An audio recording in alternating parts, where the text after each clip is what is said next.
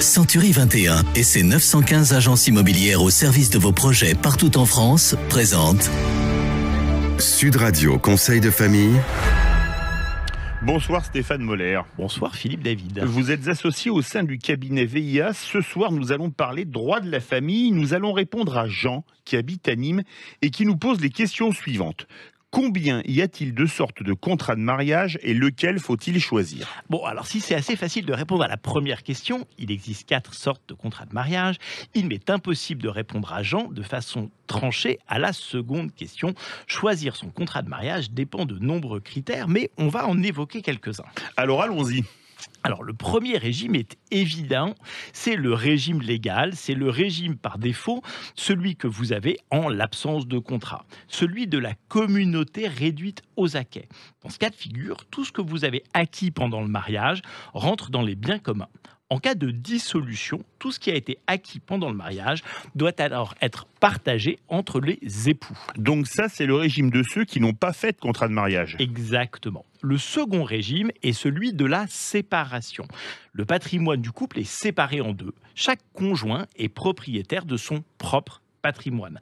Chacun peut choisir de faire ses acquisitions de son côté.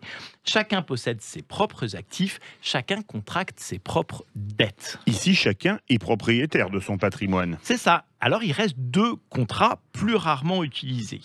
Le troisième contrat, c'est celui de la séparation avec participation aux acquêts. C'est un contrat qui est assez rare. En fait, c'est une espèce de fusion entre les contrats 1 et les contrats 2. Pendant la durée du contrat, chacun des époux dispose de son propre patrimoine.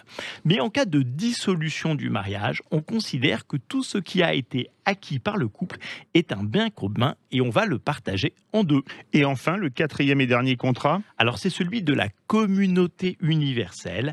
Le patrimoine de chacun des conjoints est fusionné en un patrimoine unique appartenant aux 2 époux.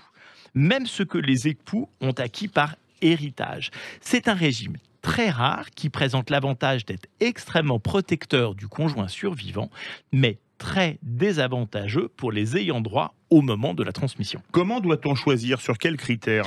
Il faut en parler avec son gestionnaire de patrimoine ou évidemment avec son notaire, mais au fur et à mesure de nos chroniques, nous rentrerons en détail dans les spécificités de chacun de ces contrats. Et il sera ainsi beaucoup plus facile de comprendre les avantages et inconvénients de chacun d'entre eux. Passionnant avec vous Stéphane, ce seront donc chaque jour autant de bons conseils de gestion de patrimoine, ceux d'un professionnel aguerri, on l'a bien compris. Conseil de famille revient demain. À demain Philippe. Et retrouvez nos chroniques quotidiennes sur le site de Sud Radio et posez vos conseils sur le blog de Conseil de famille, conseil au pluriel.